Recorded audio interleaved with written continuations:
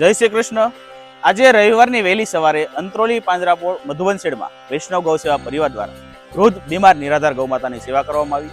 આજની સેવામાં એક ગાડી નિરણ સ્વર્ગવાસી કરમસિંહભાઈ સવજીભાઈ ધામલિયાના પરિવારજનો દ્વારા ગૌમાતાને અર્પણ કરવામાં આવે છે। તેમનો ખૂબ ખૂબ આભાર। ગૌમાતાના આશીષ અને વહાલ સદાય આપને આપના પરિવાર પર વરસતા રહે તેવી વૈષ્ણવ ગૌસેવા પરિવાર દ્વારા ખૂબ ખૂબ શુભેચ્છા। જય શ્રી કૃષ્ણ, જય ગૌ માતા।